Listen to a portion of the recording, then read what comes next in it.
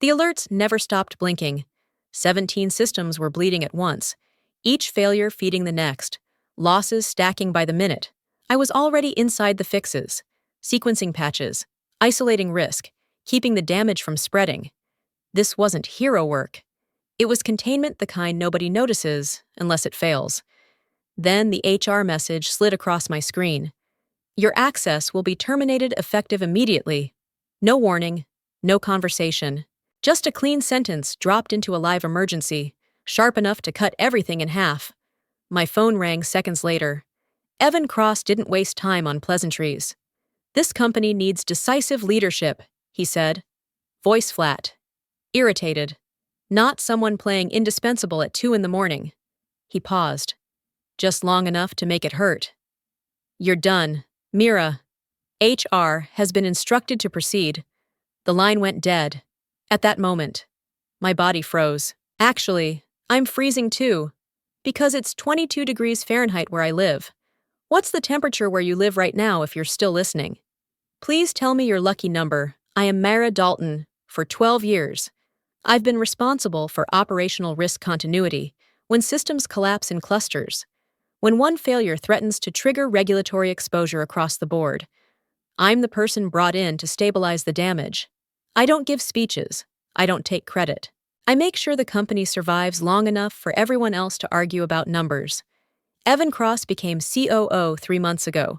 His reputation was built on efficiency-cutting costs, trimming teams, removing what he called single points of dependency. He had never worked through a night outage, never watched losses climb in real time.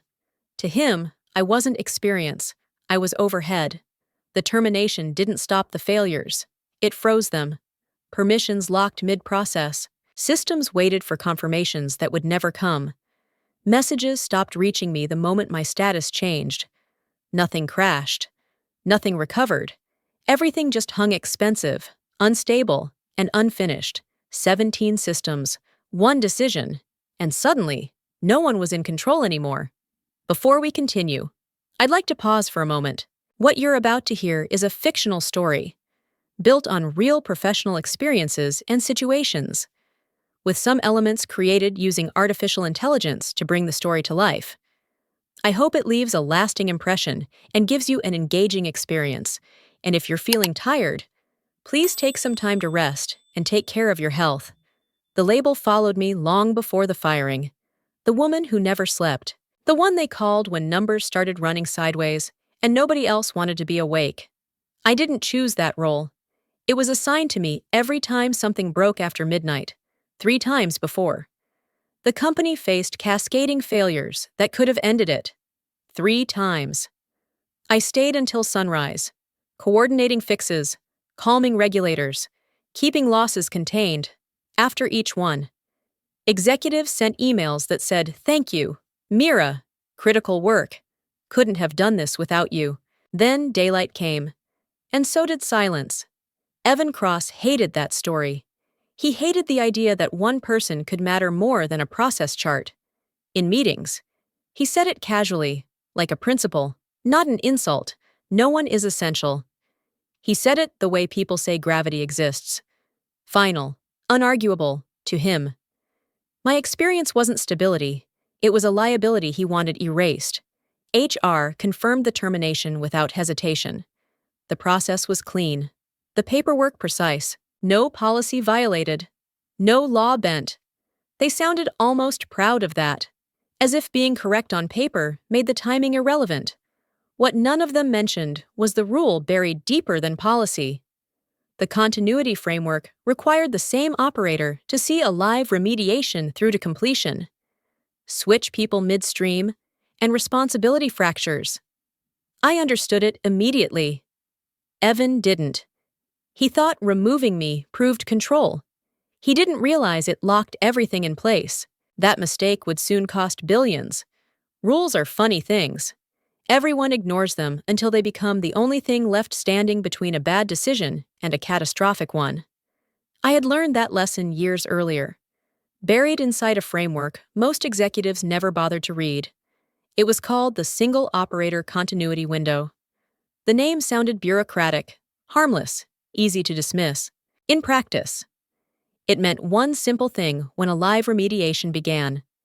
The same operator had to see it through to completion. No substitutions, no handoffs. Insurance carriers demanded it. Regulators required it. Liability attached to continuity, not convenience. Midstream changes created gaps. Gaps created ambiguity. Ambiguity was where lawsuits lived, sitting there, no longer employed, but still watching the system strain. I understood the trap instantly. If I went back in, if I touched a single console, approved a single sequence, the company wouldn't be saved. It would be exposed. Any loss afterward would be legally indefensible. The fix would become evidence. Evan didn't know that. Or worse, didn't care. His directive came through operations minutes later, sharp and impatient. Assign someone else. I don't care who, to him. This was a staffing problem. Replace the person. Keep moving. He believed authority could override process.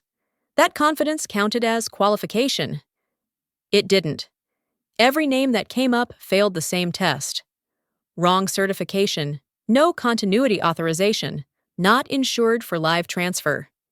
Each candidate introduced more legal risk than the last. Compliance pushed back, legal stalled, operations froze. I watched it all unfold with a strange calm. Nothing dramatic happened. No alarms blared. No systems collapsed. The danger was quieter than that. Everything stayed exactly where it was, unfinished, unresolved, and legally untouchable. That was the moment I realized Evan hadn't fired an employee.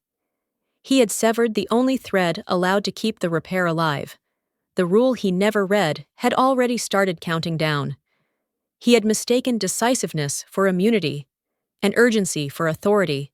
The framework didn't care about titles or intent. It only recognized responsibility, uninterrupted and properly assigned. Without that, the system was no longer failing.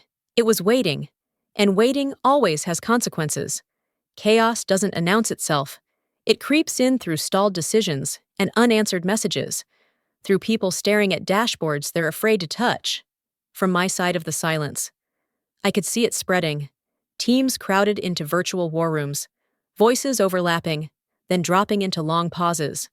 Errors multiplied, branching into new dependencies. Every proposed fix ended the same way. We need Mira's authorization. Someone else would ask, can we override it? No one answered. My name had become a locked door. I was no longer inside the system, but the system was still built around me.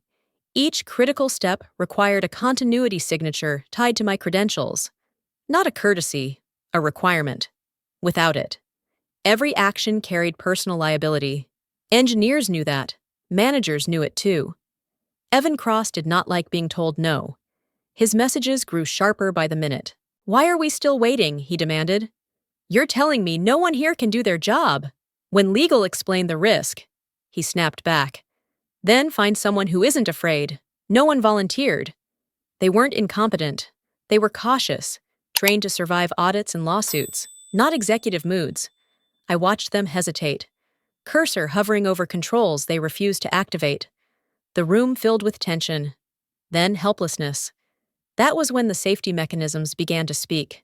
A warning flag appeared, then another.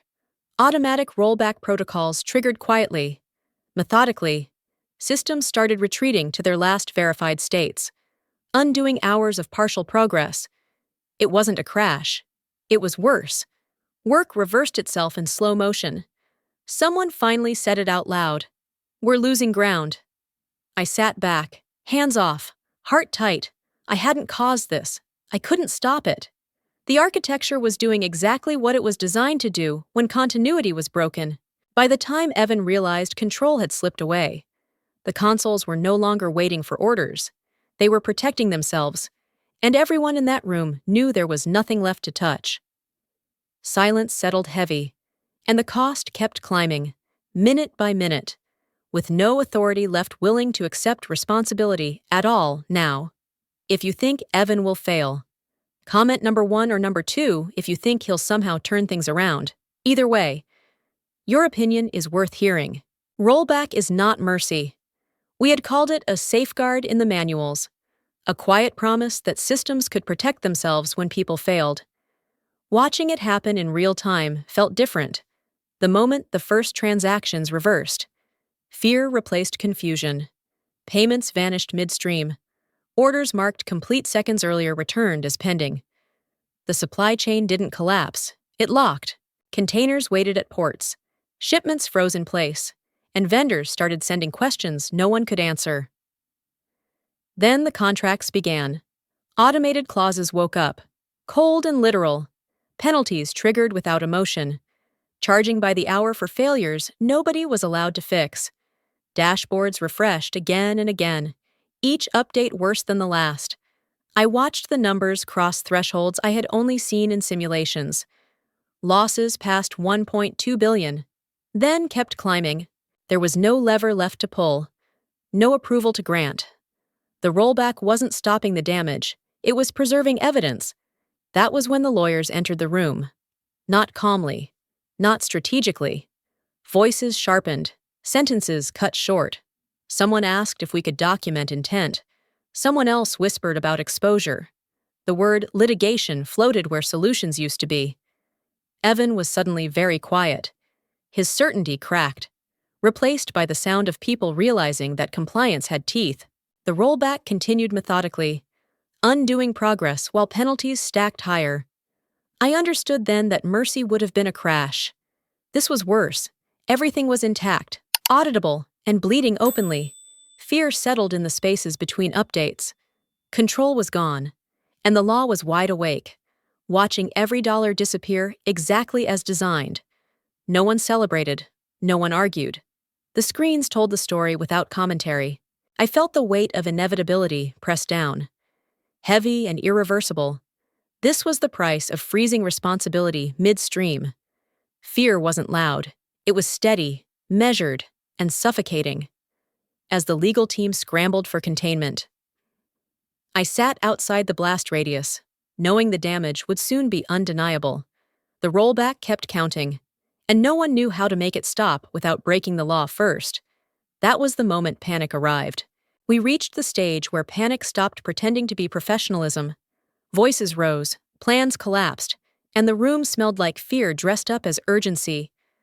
The legal counsel finally said the sentence everyone had been avoiding. If she touches the system now, we're exposed. No hedging, no footnotes, just risk. Absolute and immediate. That line changed everything. Until then, Evan Cross believed there was always a workaround, a shortcut, a way to bend process without breaking it.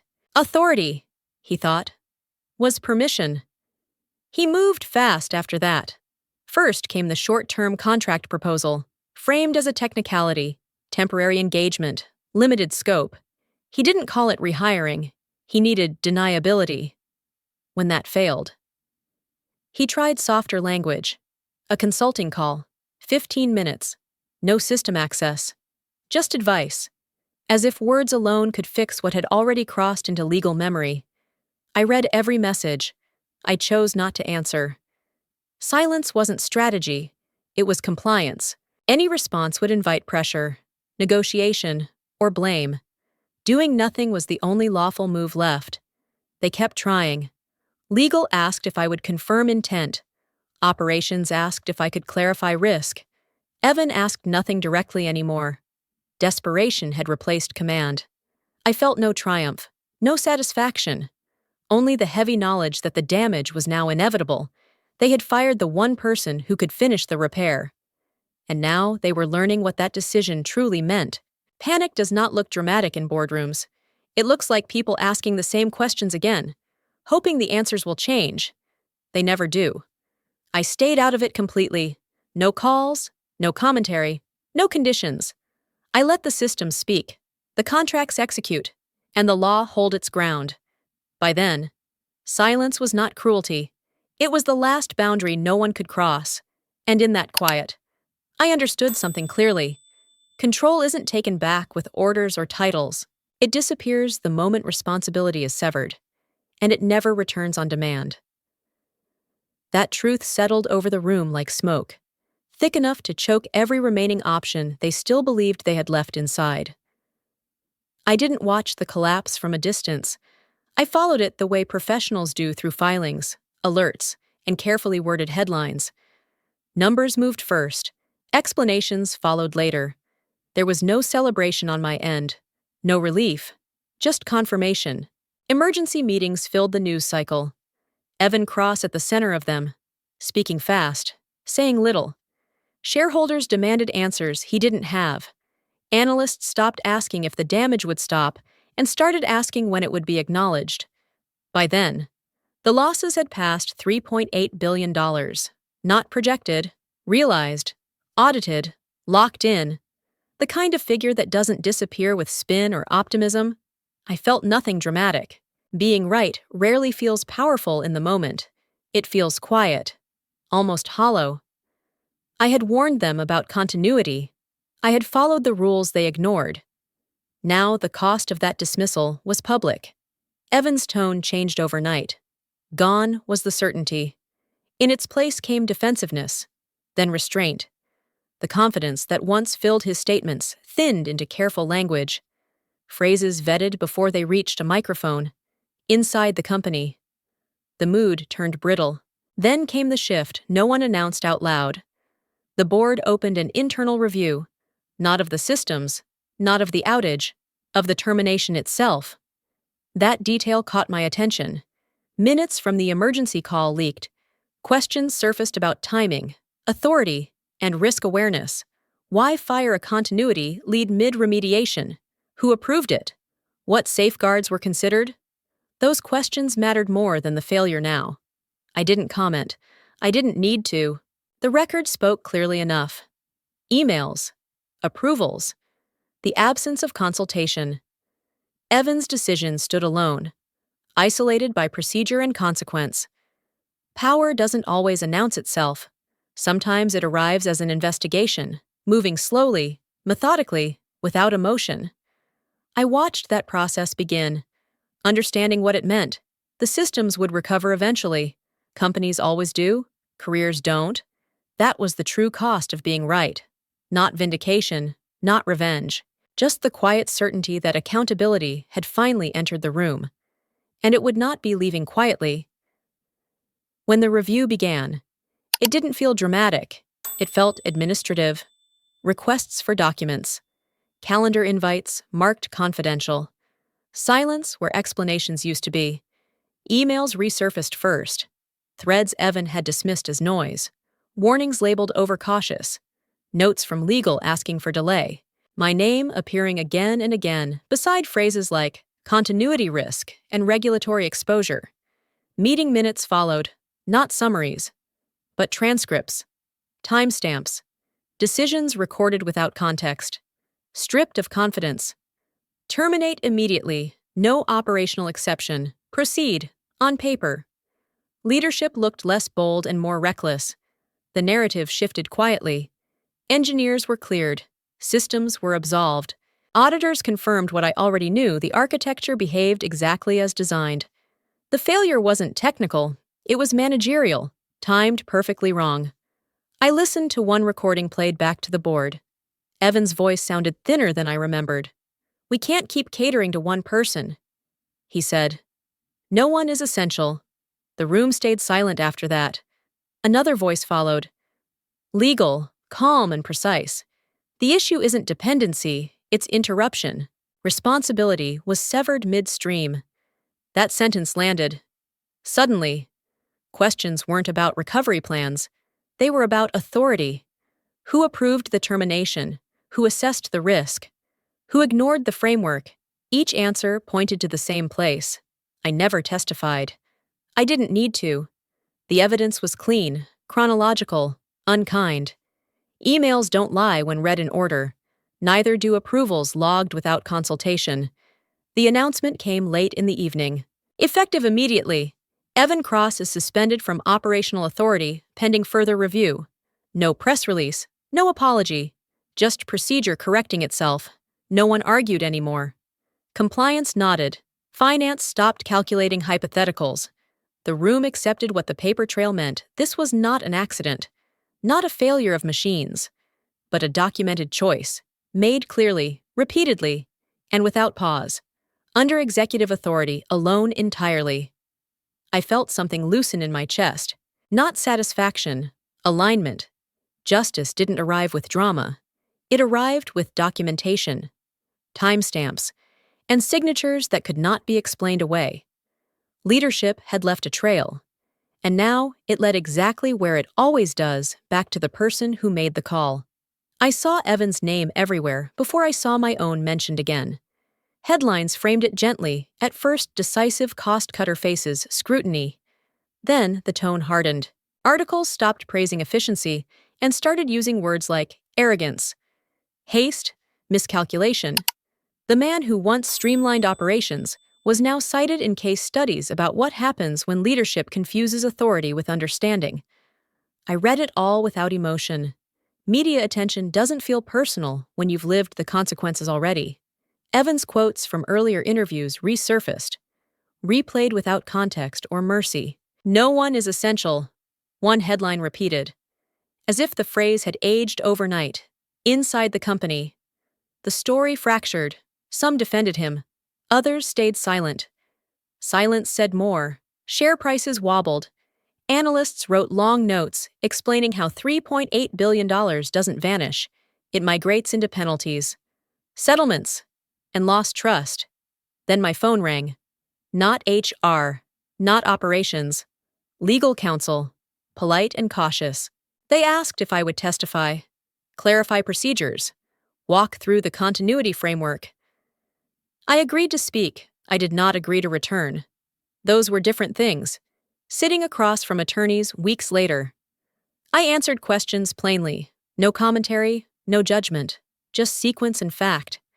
I described what happened and what could not legally happen afterward. Nothing more was required. The irony wasn't lost on me. Evan built his reputation by cutting what he thought was excess. In doing so, he removed the one role designed to absorb risk quietly. He saved costs. He burned billions. The final call came from somewhere else entirely. A different company, a different tone. They had followed the case closely. They didn't ask about blame. They asked about structure, continuity, and judgment under pressure. I listened, for the first time since the night it all began. The future didn't feel like fallout. It felt deliberate. Evan's story would end in footnotes and training slides. Mine was moving forward, untouched by the wreckage he left behind. I understood then that restraint, not revenge, was what finally separated survival from collapse. And that difference would define every decision I made next from this point. Silence arrived after the noise faded, and it felt earned. I started my next chapter without announcements or victory laps, doing the same work I always had, just somewhere that understood restraint. No one needed to know what I had survived. Evan Cross left the company quietly.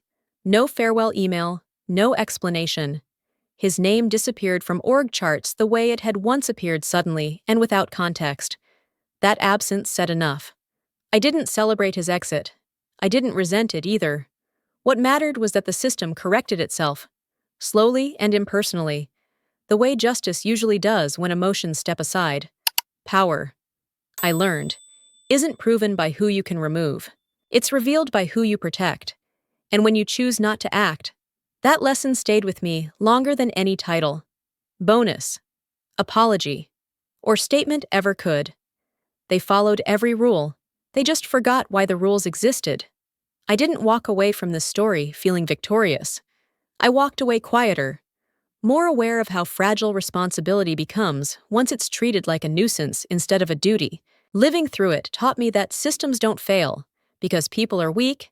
They fail because someone decides that patience, care, and judgment are optional. When you're inside that moment, it doesn't feel dramatic. It feels lonely.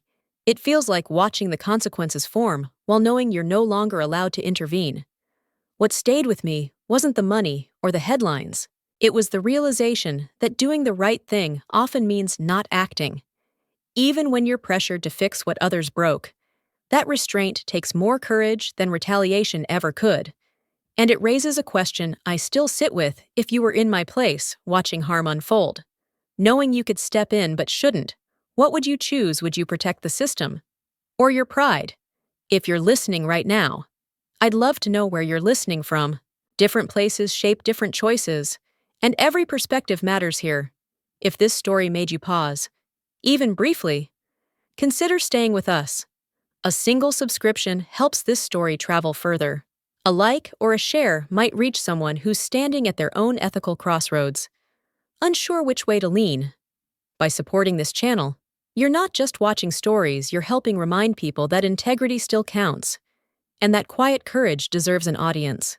This story was fully created and produced by our team. We do not copy or borrow content from any other channel. Thank you for staying with us and listening until the end.